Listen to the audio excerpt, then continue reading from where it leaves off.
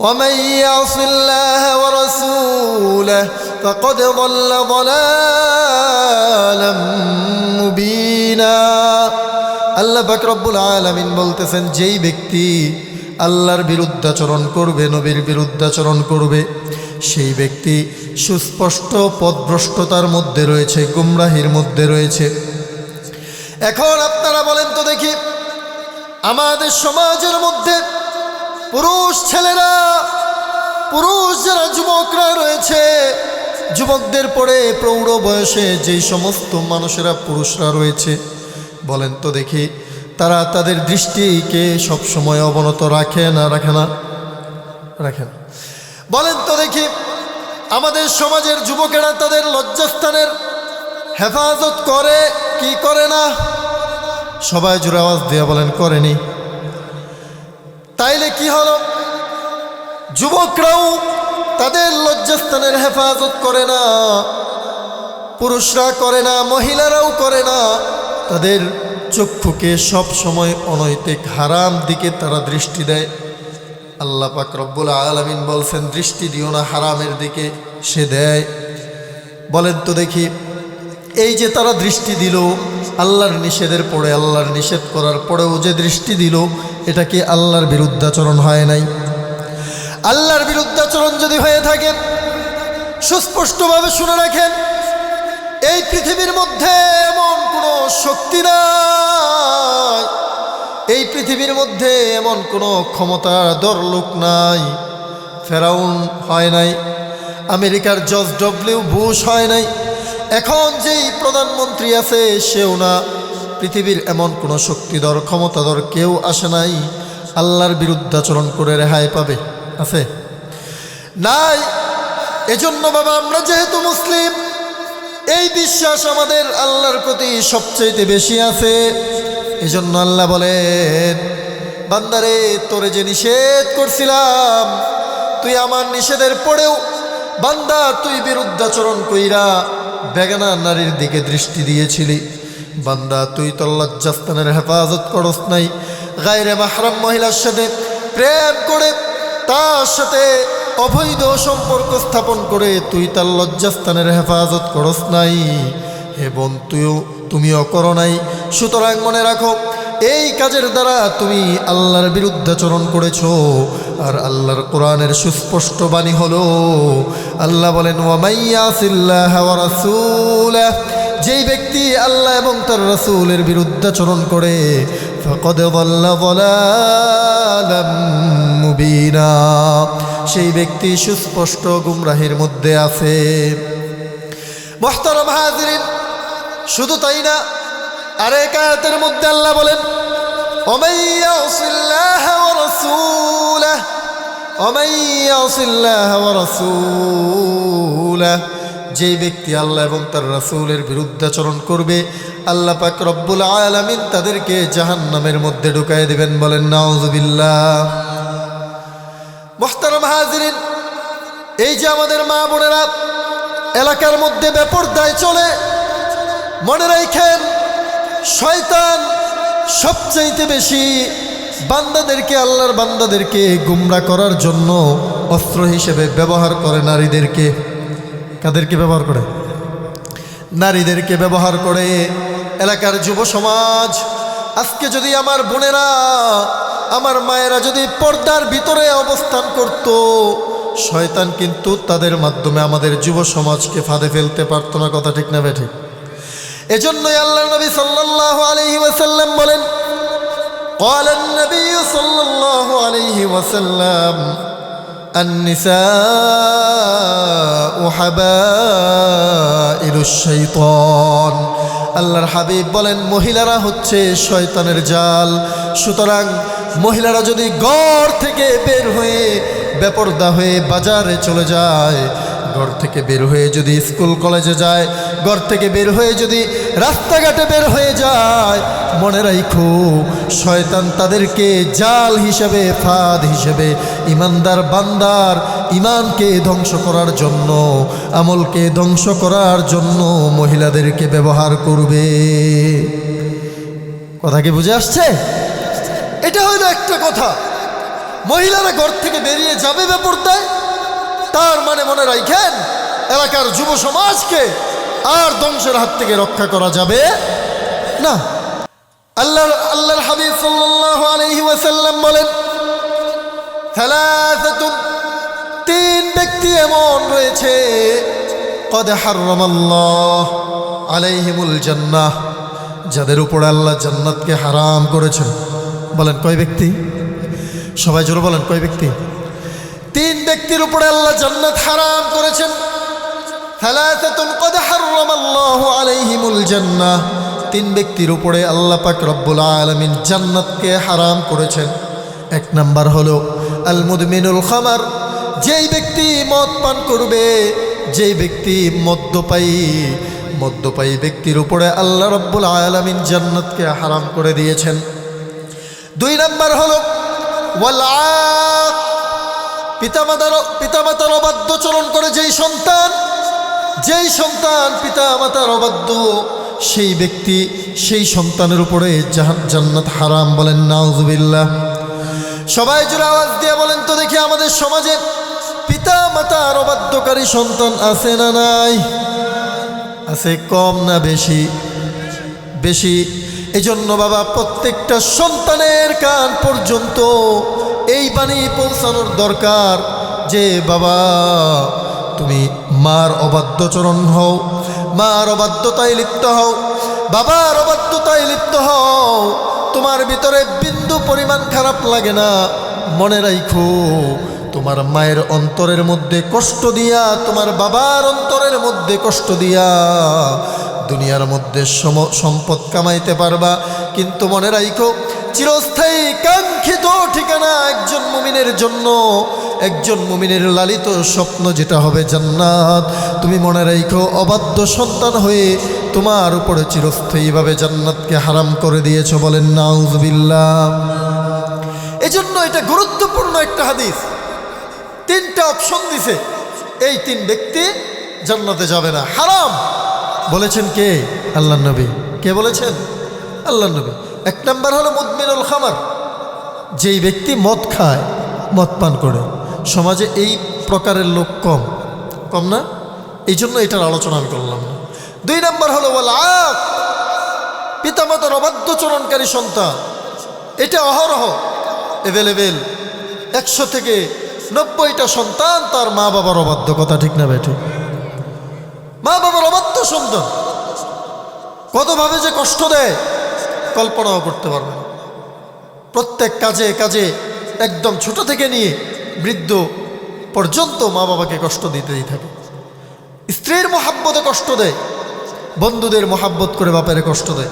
এমনকি যে আলোচনা আমি করতেছি আপনাদের সাথে, বেগানা নারী, বেপর্দা নারীর কথা, বেপর্দা নারীর প্রেমে আসক্ত হয়েও সন্তান পিতামাতাকে কষ্ট দেয় কি দেয় না?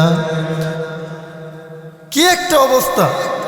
হারাম রিলেশন এমনিতেই হারাম, তারপরে আবার মা বাবার অবাধ্য হয়ে সেই বেগানা শয়তানের সেই জাল, শয়তানের ফাঁদকে তার সাথে সম্পৃক্ত করার জন্য মা বাবার অবাধ্য হয়ে এমন অবৈধ হারাম সম্পর্কের মাধ্যমে সেই অবৈধ নারীকে বিয়ে করে। কথা ঠিক না বেঠি?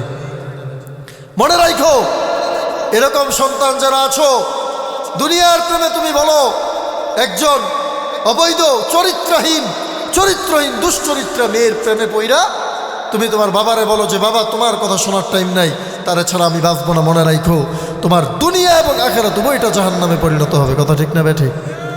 এজন্য যুবক ভাইদেরকে আমি বিশেষ করে বলবো, কোনো দুশ্চরিত্রা মেয়ের জন্য তোমার জান্নাতকে হারাইবা না। প্রেম প্রীতি এগুলো বাদ। মা বাবার উপরে সন্তানের জন্য পৃথিবীতে আর কেউ নাই। কথা ঠিক না বেঠিক? আপনারা কি বিশ্বাস হয় না? আল্লাহ পাক কোরআনে স্পষ্টভাবে বলেছেন। কি বলেছেন? قال الله تعالى في كلامه المجيد وقضى ربك ألا تعبدوا إلا إياه وبالوالدين إحسانا। আল্লাহ পাক কোরআনুল কারীমের মধ্যে বলেন, বান্দা তোমার রব তোমাকে নির্দেশ করতেছেন তুমি তোমার আল্লাহর ইবাদত ছাড়া আর কারো ইবাদত করবা না। ইবাদত করবো কার? আল্লাহ বলেন কদা রব্বুক, নির্দেশ দিচ্ছেন তোমার রব, আল্লাহ তা'বুদু ইল্লা ইয়্যাহ, তোমার রব ছাড়া, আল্লাহ ছাড়া আর কোনো কারো ইবাদত তুমি করবা না। ওয়াবিল ওয়ালিদাইনি ইহসানা, আল্লাহ পাক রব্বুল আলামিন নিজের ইবাদত করার পরেই বান্দাকে সর্বপ্রথম যেই নির্দেশ আল্লাহ করেছেন সেটা হলো, তুমি বান্দা আমার ইবাদত করার পরে তোমার মা বাবারে সর্বপ্রথম প্রাধান্য দিয়া সর্বপ্রথম তোমার মা বাবার সাথে সৎ আচরণ করবা। নির্দেশ আল্লাহর পরেই আল্লাহ মা বাবার গুরুত্ব দিয়ে নির্দেশ করছে।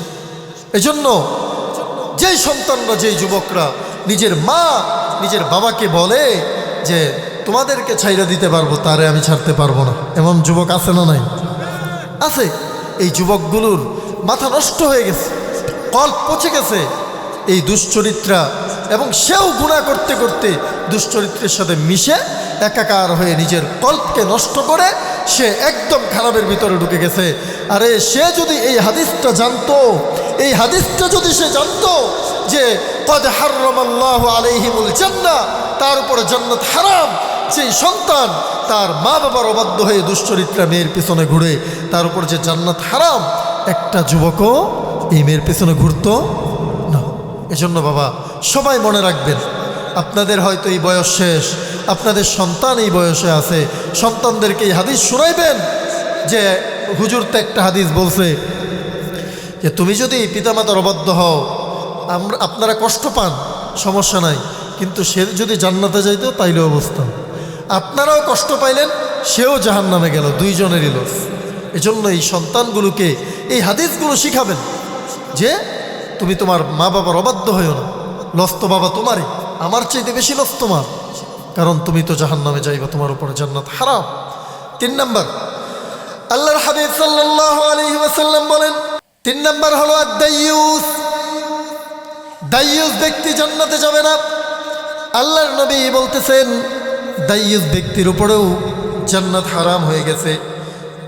দাইয়ুসকে আল্লাহর নবী সাল্লাল্লাহু আলাইহি ওয়াসাল্লাম বলেন, আল্লাযী ইউকিরু ফি আহলিহিল খাবাস, যেই ব্যক্তি তার আহালরা অশ্লীল কাজের মধ্যে বেপরদায় চললে যেই ব্যক্তি তাদেরকে সমর্থন করে, সেই ব্যক্তি হলো দাইয়ুস। সবাই জোরে আওয়াজ দিয়ে বলেন তো দেখি, যেই ব্যক্তির স্ত্রী বাজারে যায়, যেই ব্যক্তির মেয়েটা বেপরদা হয়ে পর্দা ছাড়া নিজের বডি ফিটনেসকে কাপড়ের উপর দিয়ে প্রকাশ করে যেই ব্যক্তি বাজারে যায়, মার্কেটে ঘোরাফেরা করে, বিভিন্ন জায়গায় যায়, সেই ব্যক্তি দাইয়ুস। এই ব্যাপারে কি আপনাদের বুঝে আসছে? এই ব্যক্তি হলো দাইয়ুস। আল্লাহর নবী সাল্লাল্লাহু আলাইহি ওয়াসাল্লাম বলেন, যেই ব্যক্তি দাইয়ুস, সেই ব্যক্তির উপরে আল্লাহ পাক রব্বুল আলামিন জান্নাতকে হারাম করে দিয়েছেন। বলেন নাউজুবিল্লাহ। এখন আপনারা বোঝেন, এখন হইল আপনাদের শিক্ষা, সুর দিলে সব কিছু বুঝে আসে। এখন কথা বোঝেন, আপনার স্ত্রী ঘর থেকে বের হয়ে ছাগল লাড়তে গেছে খেতে, হয়ে গেছে, কেউ রাগ করবেন নি। আবার ওয়াজ মাহফিল হইল, যেগুলো আমরা করি এগুলো আমরা জানবো আসলে গুনাহ কিনা, যদি আমাদের মনে হয় এগুলো গুনাহ হচ্ছে ছাড়বো, এই নিয়ত না। আপনার স্ত্রী, আপনার মেয়ে প্রাপ্তবয়স্ক বালেগা, সে কাজ করতে খেতে গেছে, আপনার কিচ্ছু খারাপ লাগে না, আপনার দিলে একবার কষ্ট হয় নাই, আমার আহাল, আমার পরিবার, আমার মেয়েটা বেপরদা হয়ে খেতে কাজ করতে গেছে, শপিং মলে মার্কেট করতে গেছে, আপনার খারাপ লাগে নাই যে? আপনার স্ত্রীর বেপরদাগি চলাতে আপনার খারাপ লাগে নাই যে? তাইলেই আপনি হাদিসের ভাষায় দাইয়ুস। কথা বুঝে আসছে? এই যে দাইয়ুস, এখন বলেন সমাজের মধ্যে বেশিরভাগ মানুষ হিসাব করলে হাদিসের অনুযায়ী দাইয়ুস কিনা? দাইয়ুস। আল্লাহর নবী হাদিসের মধ্যে বলেন, যেই ব্যক্তি দাইয়ুস, সেই ব্যক্তি তার উপরে জান্নাত হারাম, জান্নাত হারাম, জান্নাত হারাম, এমনকি সেই ব্যক্তি জান্নাতের ঘ্রাণও পাবে না। বলেন নাউজুবিল্লাহ। আল্লাহর নবী বলেন, জান্নাতের ঘ্রাণ পাওয়া যায় 500 বছরের দূরত্ব রাস্তা থেকে জান্নাতের ঘ্রাণ পাওয়া যায়। সুতরাং আমার মেয়ে, আমার বোন, আমার স্ত্রী, আমার মা যদি বেপরদায় চলে, আর আমি যদি তাকে বাধা না দেই, আমি যদি তাকে এইভাবেই চলতে দেই, আমার বোনটার এইভাবেই ব্যাপারভাবে স্কুল কলেজে পড়তে দেই, এইভাবেই তার প্রেমিকের সাথে ঘোরাফেরার জন্য সুযোগ দেই, আমার ভিতরে যদি কষ্ট না লাগে, আমি যদি দায়ুস হই, আমার জান্নাত তো আমার উপরে হারাম হবেই, বরং জান্নাতের ঘ্রাণও আমার দ্বারা পাওয়া সম্ভব না। বলেন নাউজুবিল্লাহ। এই জন্য এই যে রাত্রি দিনে কষ্ট, আমার মায়েরা যাদের কান পর্যন্ত আমার এই আওয়াজ যায়, প্রত্যেকটা মায়েদেরকে বলবো, স্বামীর সম্পদ রক্ষা করার জন্য মায়েরা কত কষ্ট করে কি করে না? স্বামীর সম্পদ, স্বামীর ধানক্ষেত, স্বামীর ছাগল গরু, এগুলো লালন পালনের জন্য মায়েরা কষ্ট করে। কিন্তু মা, বোন, তোমার বাবার জন্য এত পরিশ্রম, এত কষ্ট, বাবার সামান্য জ্বর হইলে তুমি ক্লান্ত হয়ে যাও, তুমি পেরেশান হয়ে যাও, আমার বাবার না জানি কিছু হয়ে যায়। তোমাদেরকে বলি, আপনাদেরকেও বলি, মাইকের আওয়াজ মা বোনদেরকেও বলি, যদি চান আপনার সন্তান জান্নাতে যাক, যদি চান আপনার সন্তান চিরস্থায়ী ঠিকানা জাহান্নাম না হয়ে জান্নাতে যাক, বেপরদায় চলেন না, বেপরদায় চলতে দিয়েন না, মা বোনদেরকে বেপরদায় চলতে দিয়েন না, বাজারগুলোতে পাঠায়েন না। হজ গুরুত্বপূর্ণ একটা আমল না? সবাই বলেন, হজ গুরুত্বপূর্ণ আমল না? গুরুত্বপূর্ণ একটা আমল। কেমন গুরুত্বপূর্ণ আমল? আল্লাহ নবী বলেন, বুনিয়াল ইসলামু আলা খামসিন শাহাদাতি আল্লা ইলাহা ইল্লাল্লাহ ওয়া আন্না মুহাম্মাদার রাসূলুল্লাহ ওয়া ইকামিস সালাতি ওয়া ইতাইজ যাকাহ ওয়া সাওমি রমাদান ওয়াল হজ্জিল বাইতি মান ইসতাতা ইলাইহি সাবিলা। আল্লাহর হাবিব সাল্লাল্লাহু আলাইহি ওয়াসাল্লাম বলেন, ইসলামকে 5টা ভিত্তির উপরে রাখা হয়েছে। বলেন কয়টা ভিত্তির উপরে? 5টা ভিত্তির উপরে রাখা হয়েছে। 1 নাম্বার হইল এই সাক্ষ্য দেওয়া আল্লাহ ছাড়া আর কোনো মাবুদ নাই, হযরত মুহাম্মদ সাল্লাল্লাহু আলাইহি ওয়াসাল্লাম আল্লাহ তাআলার রাসূল।